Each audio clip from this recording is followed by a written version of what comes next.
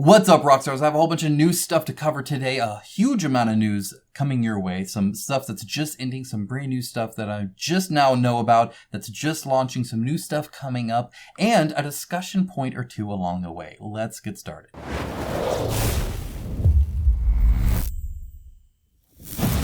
I'd like to take a quick moment to thank today's sponsor, Into the AM. They make cool shirts just like this. I wear them all the time. They fit great, they feel great, and they're at a great price. Guys, the quality is astounding. You will be extremely satisfied with the t-shirts you get. And they're always doing a sale. For instance, right now, at the time of recording, they have a 25% off all their new stuff. What other company does their new stuff on there? You click that, you're going to see some of the new stuff. I'll show you just a little bit. This Sherbet Shores tee looks freaking awesome. And for a summer one, the Hidden Paradise, again, great. They have some great bundle deals for shirts, including just plain comfortable shirts. You don't have to have any kind of crazy logo on it if you don't want. But if you do, they have some amazing shirts available for you. Indeed, they got collared shirts. You can wear them to work. You can wear them around the house. You can do whatever you want. They are fantastic. Highly recommended. And you can save 10% extra on top of any sales they happen to have, linked in the description below. Go ahead and check that out. Also, a pinned comment. There is a code there for you, a link there for you. Use that. You'll save 10% on top of their sales just for you guys. Thank you so much, Into the AM, for the sponsorship.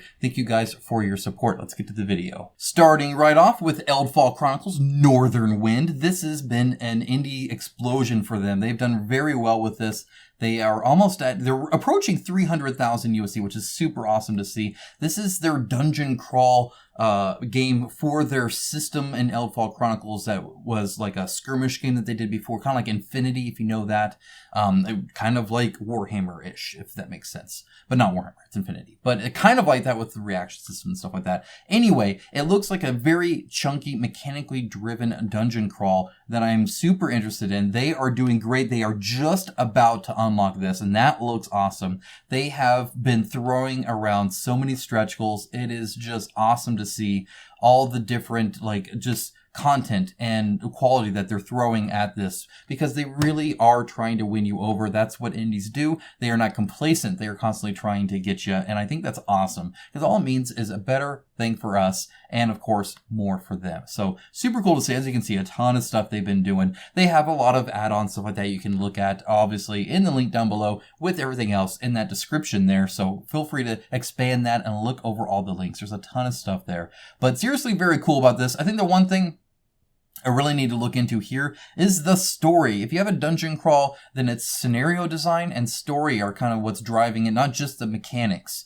For some that's like that, like I understand, I think Gloomhaven's like that. Most people play for the mechanics more than like the lore and stuff. Not to say it's bad, but that's not normally the top driving force. And that might be the case here, but I would love to still know more about what else is in store besides just the awesome mechanics and stuff like that. So I'll be looking into that more, hopefully in the next video right before they close. So it'll probably be within their last 48. But again, feel free to check them out. Throw them some money if you so please. It definitely helps these indies out. There'll be plenty of them along the way. On the Underground, Paris and New York. This is by Ludi Creations. This is a game that's been around for a long time. In fact, they have a review posted here from Tom Vassell from 2006. Long before I even got into board games. And I think that's super awesome. Now, obviously, this looks a lot better than that version. And it looks like it plays a lot better. They have a lot of cool stuff going on. Think kind of like Ticket to Ride, but a lot more to it. You know, you're building bridges and stuff like that, having people actually ride your paths and stuff. And so there's a lot going on than just necessarily building it out and mapping it out. But that's definitely part of it, right? So they have a lot of that. Obviously, all the different wooden tokens you would need, and then the cardboard tokens and stuff as well. I like your passenger tokens. I just think that's fun. All the different shapes are all unique and different, and I appreciate that. Not just a typical meeple, which they could have done. So it's definitely kind of a more fancy version, if that makes sense. As you can see, I think it looks pretty slick, actually, and probably a lot of fun to earn points on. So feel free to take a look at it. They have a ton of content because it's been around for forever. So you can find a ton of reviews and gameplay videos and stuff like that. Their little stuff that they say, by the way, here is awesome. I love the kind of personality that they're showing here. Stuff like the game gallery is Japanese and we have no idea if they like it or not. Or Lalalian, which is Thai, and surprisingly, they have no idea what they're saying here either, right? So it's just funny to see stuff like that. I really appreciate the down to earth kind of representation. Like, hey, here's the game, here's what we're doing. This is a standalone thing, all new components, If you like the old one, you'll enjoy this. If you're new to it, you'll enjoy this version. And it launches in 13 hours at time of recording. So, in other words, the day you're watching this. If you subscribed and saw this video day one. If not, well, then I'm sorry, but you probably lost any early backing and stuff like that. If you didn't know about it ahead of time, do yourself a favor and subscribe. It definitely helps keep you informed as a consumer, which makes you a better consumer. Starting out now with Scarface 1920. I've covered this a few times. There's still 4 days left, so they're still going strong. And look at that, almost at 1 million for a second print expansion. That is huge. That goes to show the quality that they're actually putting in here. Now, I recently saw a website from somebody who wasn't happy with the final product, and they are more than happy to have whatever opinion they have. In my opinion, the quality difference between what they showed in render and what they show in the actual final product is on par or better than most Kickstarters, actually. But not everybody has the same expectations, and that's totally fine. Now, I will say, the reason I'm bringing this up is because we'll be covering that later with Tanares. So stay tuned for that towards the end of the video. It's a little bit of a talking point. So we'll discuss that. But needless to say, there are definitely differences we see. Now, when it comes to reprints, how much should be legitimate pictures? When I worked with Nemesis Games and they were doing their Uprising thing on GameFound, their new campaign, I actually worked with them to make sure that they got real pictures of their game because it's a beautiful game, really high quality product, and it means people know exactly what they're getting. You have not surprised anybody or let anybody down. They know what they're getting because you showed them exactly what it is, and it means you're proud of the product you make. Most often, the industry norm is to continue to use the renders even on a reprint. So they have delivered the Scarface, right? I have this box sitting right over there. I've unboxed it for you guys so you guys could see that. They're still showing renders of stuff. This is the new stuff. But even on the old stuff, you're not going to see like the anything but the renders, right? There's not like pictures of the final game that people got. And so with that, there's a ton of new stuff. So it's really hard to see. But here you go. See like this stuff here, right? Like this is all just renders still. And that's very common. Definitely the norm. Should it be though? Let me know in the comments below. What do you think? Do you think they should, once they deliver the game, show real pictures? Love to hear your thoughts on that. Cyclades. The Legendary Edition looks super cool. 632,000, 5,000 plus backers. Still 20 days ago, so a long way, and already at 600,000. That's really good. This is still something I need to grab. I haven't yet, but I probably will. I did ask you guys if you thought I would like this game, and most of you said yes. If you have a different opinion of that, or you would like to reiterate that you think I'd like it, let me know in the comments below. You guys know what kind of games I like. I do enjoy some area control. I do enjoy some pretty minis, and I do enjoy cool themes. This seems to have them all, so I would love to hear your thoughts. Do you think this would be something for me, or perhaps not? Because at the end of the day, what something looks like genre-wise, what something even looks theme-wise, doesn't necessarily translate to the gameplay. So from a gameplay perspective, would this hit the table? Let me know, and I'll back it accordingly. Jurassic World, The Gates crowdfund. This is interesting. This is Mattel Creations doing essentially a Hasbro Pulse. I didn't know they did this. This is why I want to kind of show this. This is not necessarily a board game. It's pretty much just action figures, miniatures. But know that crowdfunding is definitely expanding. And just as I said, the big companies will make their own because they ain't giving 10% to Kickstarter. Heck no. Or another competitor or anything like that. They'll just in-house do it, and you probably get some weird results from it. What I will say though is that this kind of looks better than backer kits, which is kind of funny. So yeah, I don't think it's gonna actually. It looks funny, like they even have like the leg come off of the goat, which is hilarious, right? So the leg can come off.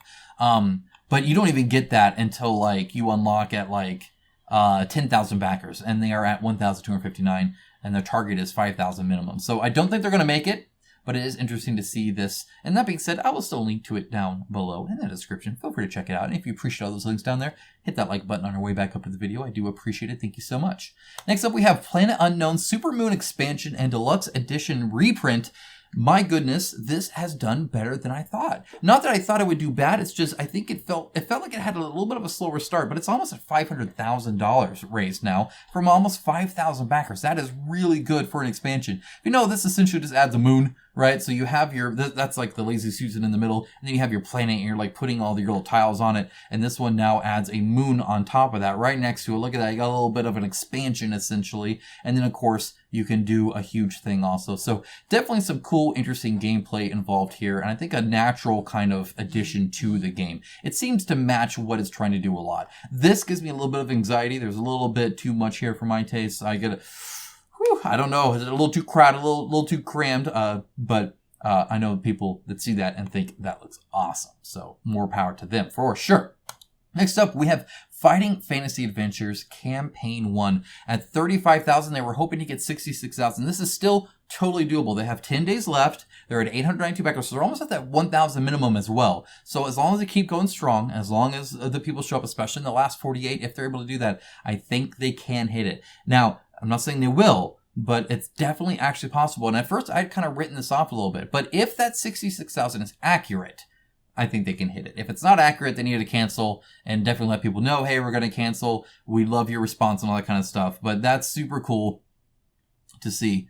And they're definitely trying, and I appreciate that. I really do. They're showing a lot of the old stuff, right? So some of you might remember that, you old folks out there. Say that as a term of endearment, obviously. It just means you guys are well seasoned. And everybody likes a well-seasoned person. Next up is Astrid The Northern. This is a 3D print STL file for like $10. And look at this mini. It looks freaking sweet. I like to show these off if they're really cool. About 11 minis USD. You gotta convert. But $11 gets you this at 75 millimeters. And 120, both supported and supported, plus one more. So you get like more, like you get a whole bunch. This looks like a great mini. Super cool design. Love the design of it like a lot. The pose, the facial expression, the like armor type and weapon and stuff like that. Obviously what she's holding there looks cool. Just, it looks like a great painting project, and definitely something that you could either use as a statue or you could use as your character. Let's even have like a bust and stuff like that. So very, very cool to see. And again, I think they're doing quite well with it. I think they'll do a lot better. I think a few of you might even back it, which is why I shared it.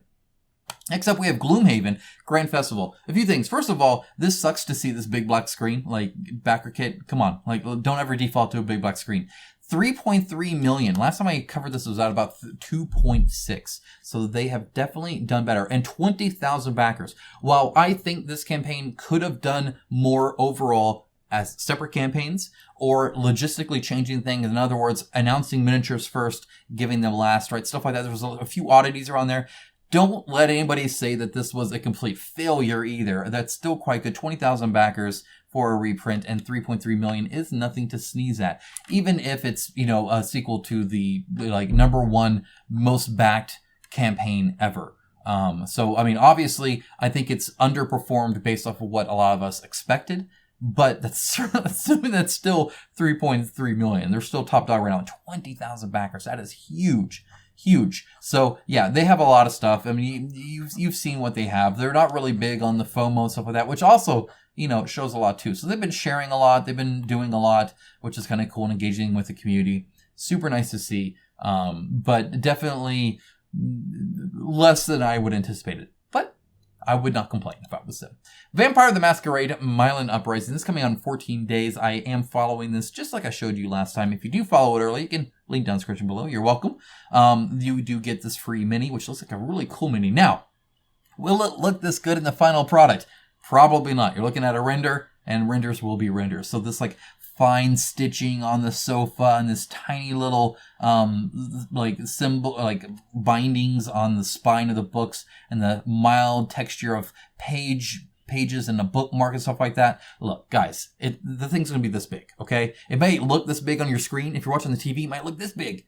It's this big, okay? You're looking at a render, not a real miniature. We'll see. But it's definitely a cool design nonetheless. And hey, you don't get to pay. You don't even have to pay for it. So that's super cool too. So click that follow button if you are interested, even just mildly. Just don't feel like you're pulled into it either. But Vampire the Masquerade, I think, is a perfect example of video game and traditional, like, physical books and tabletop gameplay combined together, which is exactly what Tebaru is, so definitely kind of interested to see how that turns out if nothing else. Nexus Legacy Edition Rulebook, a very odd name to this, but essentially what it is a campaign you get to play through. We get to level up your guys and recruit new people and heal up and do this different stuff, so you're going through it. Beautiful GIF over there. I'm not going to get sucked into it this time like last time where I showed you the whole GIF, but it is very pretty. So it's the Nexus Arena Combat, but now done through like a campaign. You'll even have like a DM and stuff like that going through it. So definitely interesting and neat. And if nothing else, you get a lot of different lore and stuff like that. So super cool to see. Legacy does not mean destructive, so don't worry about that. You'll get to replay it as many times as you want. Next up, we have this. This is interesting. This is the Story Engine Lore Masters deck. And there's one thing I want to kind of share with you here. So I'm going to just go ahead and play it, and you got to see what it is. Let's start with a single faction, a guild. They are keepers of prophecies and predictions, and they're headquartered in a sanctum. They have a private library and an eccentric leader. But who's this leader? They're a wayfinder, a tragic wayfinder. Perhaps they learned to read the stars to navigate not just the world, but the future. They travel with a pet, a bear. They love music, and they're trying to cause an apocalyptic event. But what kind of event? A volatile tempest, a storm of fear and profiteering that leads to the abandonment of a metropolis of moving buildings that has already been the epicenter of a calamity, and where in its shifting depths is hidden a key, the key to the apocalypse, created by an ancient temple priesthood and covered in runes carved into crystal, a mesmerizing chromatic material used as a battery for divination magic. It can only be harvested from a dragon, a species of living gemstone dragon with no eyes and a taste for sentient prey. Dragons that are hunted by the Guild of Prophecy Keepers that we started our prompt with. Every card you add... So that's what that is. I think it's pretty cool. It still allows you to create. In other words, you're still the one drawing all those lines in between the cards, but the cards help you kind of come up with stuff, and they can just act as prompts. I think it's awesome for somebody who does a lot of DMing or a lot of kind of game running or just likes telling stories or creating stories. That sounds super cool. Whether you need to create a character, create a campaign, create a world, that's definitely a fun way to do it. And they're doing quite well. 342,000. That's over on BackerKit too, which is pretty impressive because most people I think on BackerKit are sent there. So definitely, and I'm one of the ones sending you there now. So increasing their output there. 2,772 backers, 11 days left. There's a ton to go over there. Most common pledge level I think is around $100. I think it's like $88 even actually. I forget if that's the most popular or not. Around 100. We'll say around 100, maybe a little bit more, maybe a little bit less. And it gets you like pretty much all the new stuff. Then they have even ones that has like all their old stuff. So you get a ton, which is really cool. I think it's neat because it combines prompts with then you tying it together, right? So all you're getting is a key, but you're saying it's the key to the apocalypse, right? You're getting crystals and dragons, and you're saying they're crystal dragons with no eyes and hunt sentient prey and that kind of stuff. So I think it's a pretty neat idea. If that's something you're interested in, this is definitely something that would be cool. So feel free to check it out. Next up, there is, of course, stuff you can actually buy. For instance, the Flying Circus Monty Python Zombicide pack. If you think that's weird, it is weird. And it wears that weird on its sleeve because it's Monty Python, of course. So you get some funny minis and stuff like that. It's $50 for the character expansion, which sounds like a lot of fun. And you get this pre-order exclusive. Honestly, not a bad deal. It's a little pricey just for a character expansion. But there's a lot here for you to, I think, to enjoy. And by character expansion, I mean, I think that's a bit unserved there because like you can see the different color, right? This is your people, and then these are like the walkers that you're fighting and stuff. So you can fight the Spanish Inquisition, which is kind of fun, I think. Next up, we also have Metal Gear Solid. That's still available, still $100. It's permanently $10 off. 6,022 people have pre-ordered it. You can be one of them. It does come with the cool Metal Gear Rex. There's a lot of cool stuff here. I think the only thing that would improve these pages for the pre-order would be a link to the bigger page that shows everything, which I've shown that to you before. Again, if you didn't see that, it's probably because you weren't subscribed. Subscribe, of course, if you find that useful. Now, before we move on to Tanares and the talking point at the end of the video, if you appreciate the stuff I do here, there is a link down to Patreon below. That does help incredibly much. So I do greatly appreciate all the help you guys are. Thank you so much for making all of this possible. Tanares Adventures.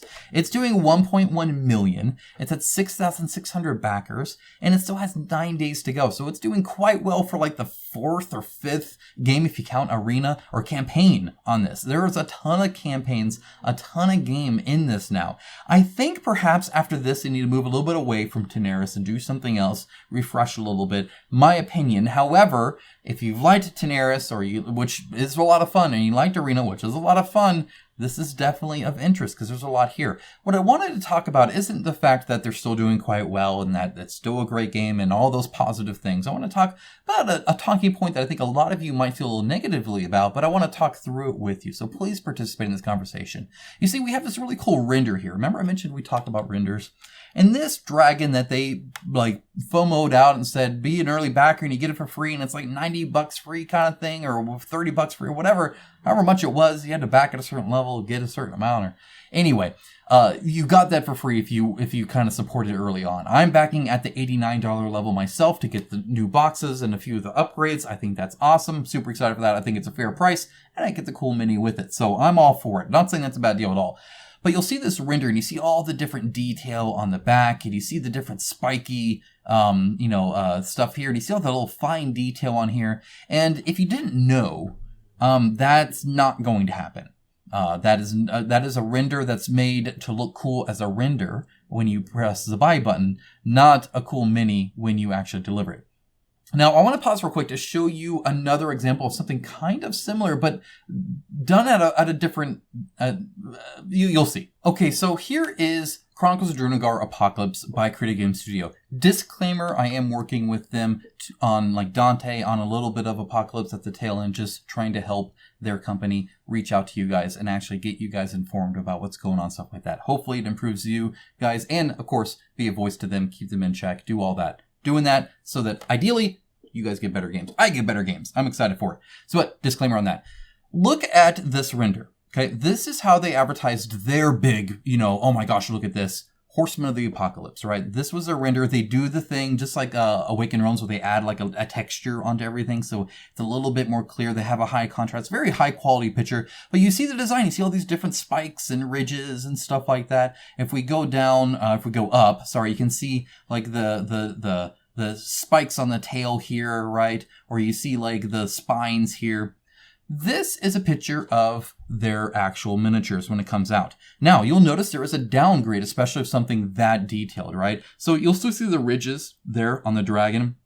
A lot of those spikes became a little bit less and a little bit more bumpy there. But I would say it's still fairly spiky, right? So representative, right? If you look at the spikes on the tail here, you can still see that a little bit. As you can see right there, you still see the chains and stuff like that. So overall, definitely more realistic now, but probably, I think, in line with what most of you would expect from a miniature. And I don't think any of you would get this and feel bad. And please note, I was not involved with any of this. I'm just saying, like, that is something that I think most people that back Kickstarter are expecting, especially from something as fancy as this, right? When it comes to, like, this, I think, pretty much came out about the same, right? I mean, I think it's pretty, look how skinny even his little thing is there. They use E-Star, by the way, the same people who do Awaken Realms.